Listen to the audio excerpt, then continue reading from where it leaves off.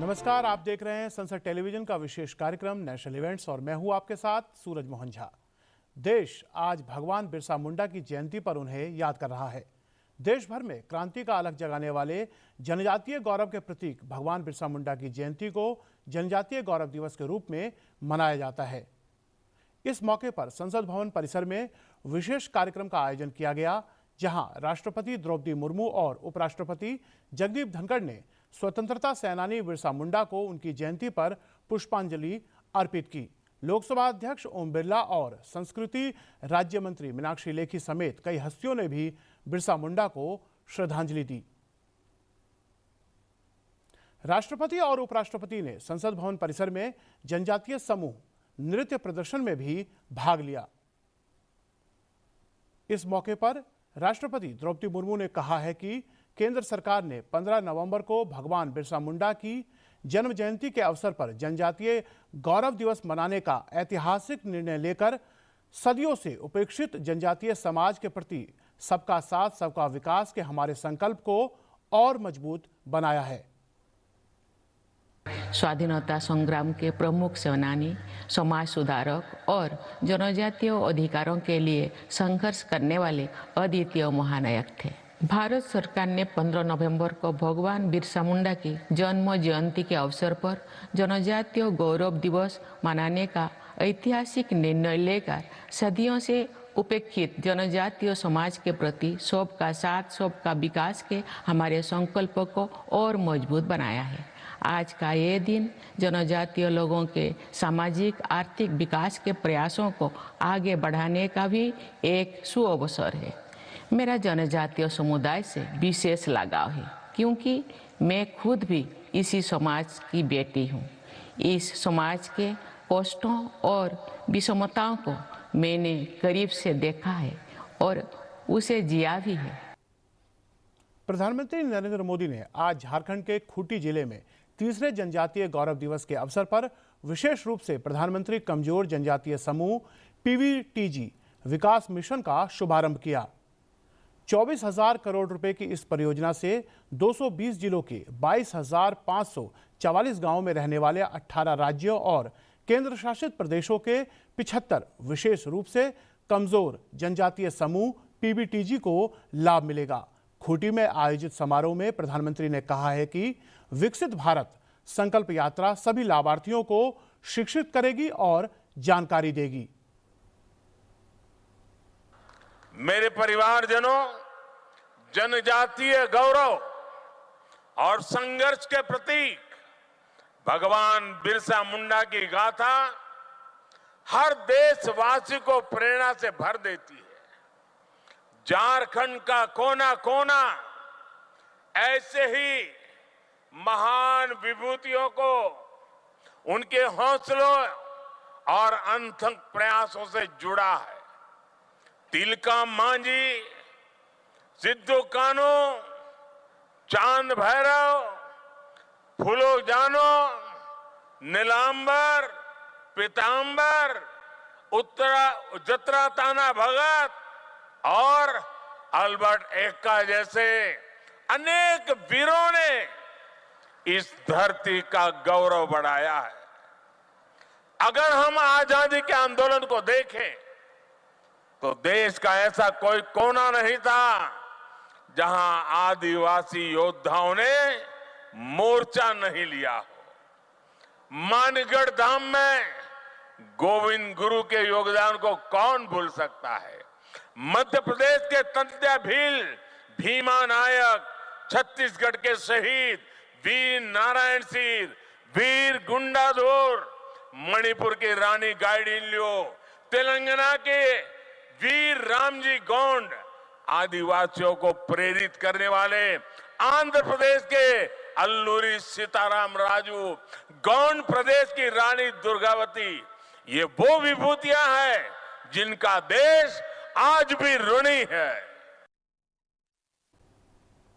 प्रधानमंत्री ने झारखंड में लगभग 7,200 करोड़ रुपए मूल्य की कई विकास परियोजनाओं की आधारशिला रखी और लोकार्पण किया। इस अवसर पर प्रधानमंत्री ने पीएम किसान योजना के अंतर्गत लगभग 18,000 करोड़ रुपए की 15वीं किस्त जारी की। इस राशि को 3 सम्मान किश्तों में प्रत्यक्ष अंतरण प्रणाली के जरिए देश भर के किसानों के बैंक खातों में भेजा जाएगा। अब तक देश भर में 11 करोड़ से अधिक किसानों को 2 करोड़ 61 लाख रुपए दिए जा चुके हैं। गरीबों की सबसे बड़ी ताकत आयुष्मान भारत योजना की शुरुआत झारखंड से ही हुई थी। कुछ ही साल पहले खूंटी में मैंने सोलर पावर से चलने वाले जिला न्यायालय का उद्घाटन किया था। अब आज झारखंड की इस पावन भूमि से एक नहीं बल्कि दो ऐतिहासिक अभियानों की शुरुआत होने जा रही है। विकसित भारत संकल्प यात्रा सैचुरेशन के सरकार के लक्ष्यों को प्राप्त करने का सशक्त माध्यम बनेगी।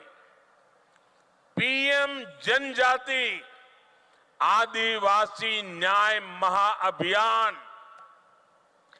विलुप्त होने की कगार पर खड़ी जनजातियां, जिसे हम अब तक प्रिमिटिव ट्राइब के रूप में जानते हैं, उनकी रक्षा करेगा, उन्हें सशक्त करेगा। ये दोनों ही अभियान अमृत काल में भारत की विकास यात्रा को नई ऊर्जा देंगे। इंडो पैसिफिक रीजनल डायलॉग में उपराष्ट्रपति जगदीप धनखड़ ने आज शिरकत की। इस मौके पर उपराष्ट्रपति ने कहा कि कोई कमजोरी की स्थिति से शांति स्थापित नहीं कर सकता है, न ही बातचीत कर सकता है।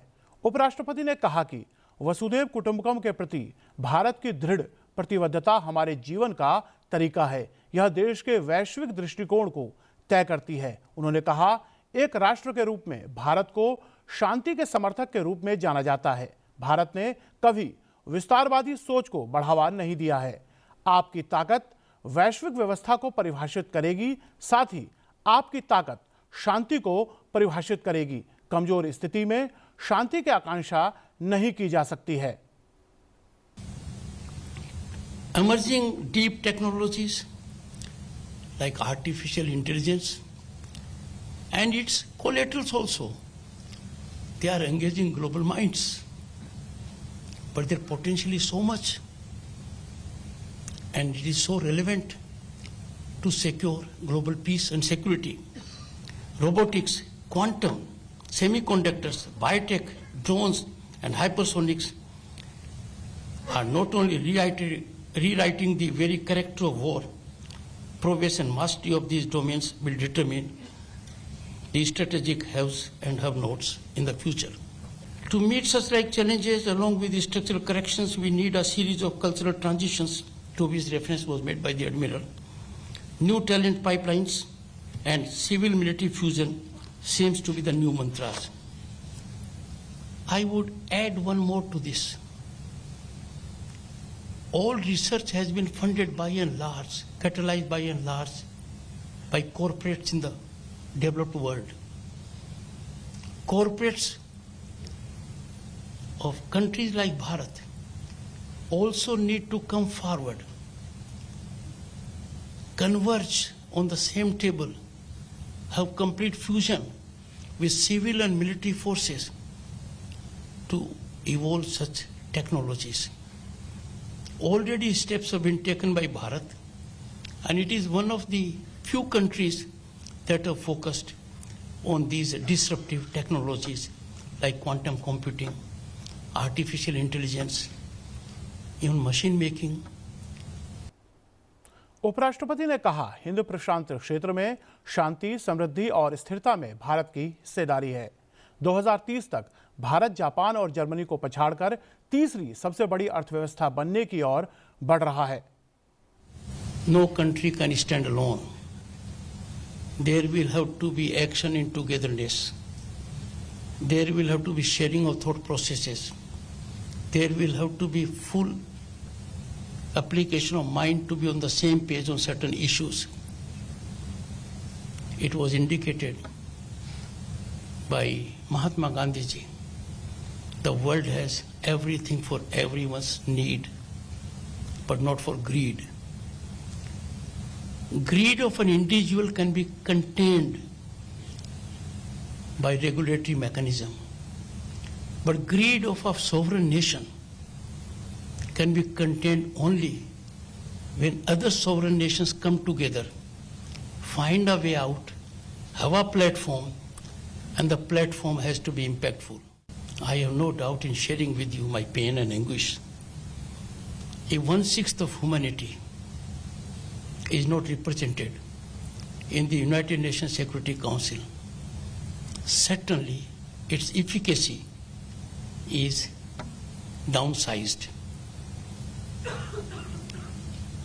Time has come when we need to focus on that also. उपराष्ट्रपति जगदीप धनखड़ ने आज दिल्ली में India's vision of inclusivity external and internal facts विषय पर 63वें राष्ट्रीय रक्षा कॉलेज पाठ्यक्रम के प्रतिभागियों को संबोधित किया। इस मौके पर उपराष्ट्रपति ने उभरती चुनौतियों से निपटने के लिए तैयार रहने का आह्वान किया। इस कॉलेज की खासियत है कि ये राष्ट्रीय और अंतर्राष्ट्रीय सुरक्षा मामलों में सरकार को राजनीतिक नेतृत्व प्रदान करता है। Your performance for last 6 decades has been remarkable, but now there is need for a makeover, changeover. That is a global demand. The institute now has to be one of the front-ranking institutes in the world, and that can happen when you really go ahead as compared to others in contributing in adoption of policies, adoption of mechanisms, and technology. Deeper understanding of strategic, economic, scientific, political, and industrial aspects have now become integral to national defense. But most of us, in my category, not yours, have no idea where technology has taken us. There are not many places where I can reflect convincingly on the importance of quantum computing. There are not even countries in double digit are engaged in this activity, but our Bharat is. Relevance of quantum computing can never be overstated. The government has made a good budget for it. We have a quantum commission. We need to go ahead with it. Indian defence account service के 2021 और 2022 batch के प्रशिक्षु अधिकारियों ने आज उपराष्ट्रपति निवास पर उपराष्ट्रपति जगदीप धनखड़ से मुलाकात की। इस मौके पर उपराष्ट्रपति ने युवा अधिकारियों को समझदारी बरतने की सलाह दी ताकि वे पता लगा सके कि कोई गलती सद्भावनापूर्ण है या दुर्भावनापूर्ण, और ये सुनिश्चित करे कि सिस्टम मजबूत बना रहे। लोकसभा अध्यक्ष ओम बिरला ने आज संसद भवन परिसर में भारतीय पुलिस सेवा के प्रशिक्षु अधिकारियों से संवाद किया। इस मौके पर लोकसभा अध्यक्ष ने कहा कि संविधान में वर्णित तीनों अंग सामंजस्य से काम करते हुए नागरिकों के लिए न्याय, सुरक्षा, सुशासन और पारदर्शिता सुनिश्चित करते हैं। ये अंग जितनी जवाबदेही से कार्य करेंगे, जनता का शासन पर विश्वास उतना मजबूत होगा। हमारा दायित्व है कि लोगों के विश्वास का, भरोसा का कायम रखना। हम एक ऐसी व्यवस्था कायम कर रहे हैं जिसमें न्याय हो, अंतिम व्यक्ति को न्याय मिले, त्वरित न्याय मिले, सुरक्षा मिले, और सुरक्षा के साथ हमारा शासन सुशासन हो जिसमें पारदर्शिता भी हो और जवाबदेही भी हो। और इसके लिए हमारे संविधान बनाते समय हमारे संविधान निर्माताओं ने अलग अलग अंगों को अलग अलग जिम्मेदारी दी है। विधायी कार्य संसद करती है, कानून बनाने का काम, नीतियां बनाने का काम, जनता की भावनाओं की अपेक्षाओं के अनुसार नीतियां कार्यक्रम बनाने का काम संसद करती है, लेकिन उसका एग्जीक्यूशन का काम आप लोग करते हैं। कार्यकारी व्यवस्था करती है। लोकसभा अध्यक्ष ने कहा कि भारतीय पुलिस सेवा की कानून व्यवस्था को सुदृढ़ बनाने में अहम भूमिका है। समय समय पर बने कानूनों को प्रासंगिक बनाए रखने के लिए विधायिका, कार्यपालिका और न्यायपालिका में निरंतर मंथन होता है। युवा अधिकारी अपने ज्ञान और विचारों से कानूनों को बेहतर बनाए रखने में अपना योगदान सुनिश्चित करें। हम भी अपने आप में नए बदलाव की ओर बढ़ रहे हैं। अब लॉ एंड ऑर्डर को हम देखते हैं तो लॉ एंड ऑर्डर के आज के लॉ एंड ऑर्डर के और पहले के लॉ एंड ऑर्डर में कितना परिवर्तन हो गया। आज टेक्नोलॉजी का जमाना है। इन्वेस्टिगेशन जो करने का तौर तरीका बदल गया है और इस समय हमारा नौजवान नई सोच के साथ, नई तकनीकी के साथ, नए अनुभव के साथ एक पारदर्शिता तरीके की इन्वेस्टिगेशन करने के लिए सक्षम हो चुका है और सरकार ने इस दिशा में व्यापक बदलाव किया है। सरकार आईपीसी, सीआरपीसी और एविडेंस एक्ट में भी नए परिवर्तन करने का विचार कर रही है। उसके लिए संसद की समितियों ने व्यापक विचार विमर्श किया है। सभी स्टेट होल्डरों से व्यापक विचार विमर्श किया है।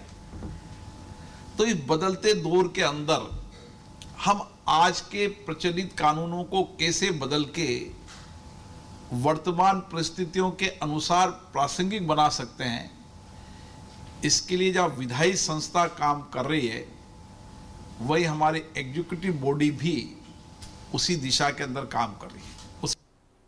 फिलहाल हमारे विशेष कार्यक्रम नेशनल इवेंट्स में इतना ही। आप देखते रहिए संसद टीवी। नमस्कार।